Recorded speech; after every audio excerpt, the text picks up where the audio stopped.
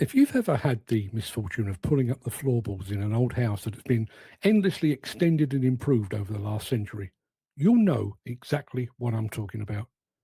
Down in the darkness, sitting beneath generations of dust, you find original Victorian lead water pipes and brittle, frayed electrical wiring. Right alongside them sits mid-century copper runs, 90s PVC, and sleek modern plastic fittings. Nobody ever had the time, the inclination, or the courage to disconnect the old stuff and drag it out. They simply spliced in a new junction box, slapped on a patch, bypassed the dead run, and laid the new floorboards right back down. Fast forward 50 or 60 years, and the house is a living nightmare to maintain. You turn on a tap in the upstairs bathroom, and you hear a rattle in the cellar. A socket in the spare room blows a fuse, and you spend 3 days trying to trace a wire that loops back through 3 separate consumer units before vanishing into solid brickwork. You end up with short circuits and hidden leaks, and trying to fix a simple fault becomes a major engineering operation because nobody has the foggiest idea which pipe feeds, which tap, or which wire carries a live current. That rotten, tangled underfloor mess is the exact reality of the legislative landscape in the UK demolition and construction industry today.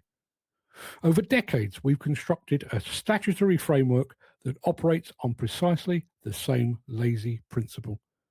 When a new risk emerges, when a new environmental mandate comes down from government, or when a high-profile incident triggers a fresh wave of political anxiety, we never clean the slate. We don't look at the existing pile of rules, identify the obsolete regulations and tear them out. We simply slap a brand new statutory instrument or a fresh set of approved codes of practice directly over the top of whatever was already there.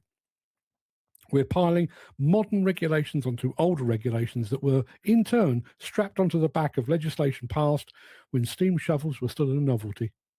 The result is a labyrinth of overlapping, contradictory, and deeply confusing demands.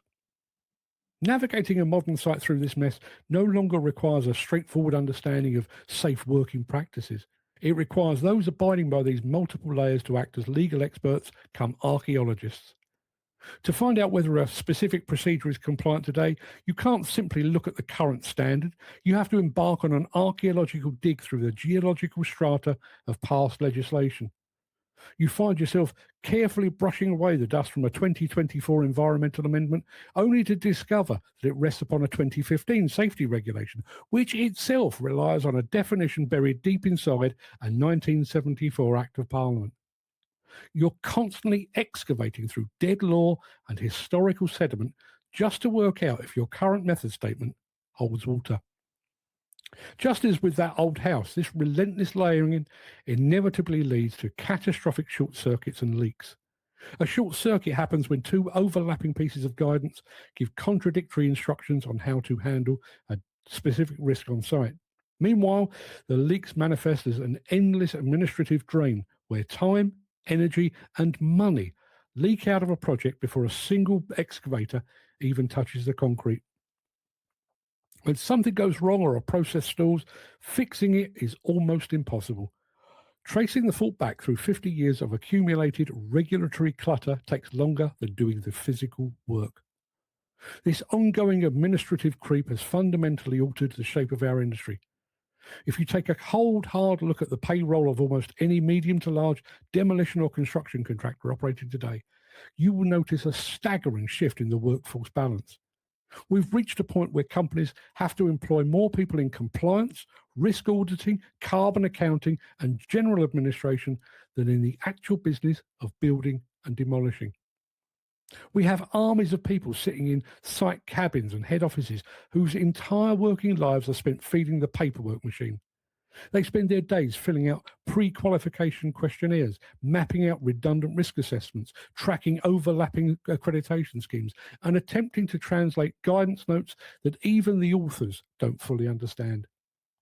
We've created a system where the physical act of knocking down a structure or pouring a foundation is almost an afterthought to the massive ongoing effort required to prove we're allowed to do it.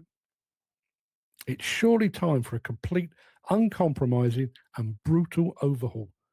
We need a dedicated regulatory demolition team to go into the statute books with a heavy shear, cut out the dead wire, rip out the rusted lead piping, and give this industry a clean, streamlined framework that makes practical sense on a working site. Yet deep down, I think we all know why that overhaul never happens. The current system, with all its chaotic complexity and endless traps, suits the legislators and the enforcement bodies down to the ground. A clear, simple and logical set of rules makes it easy for a contractor to be 100% compliant.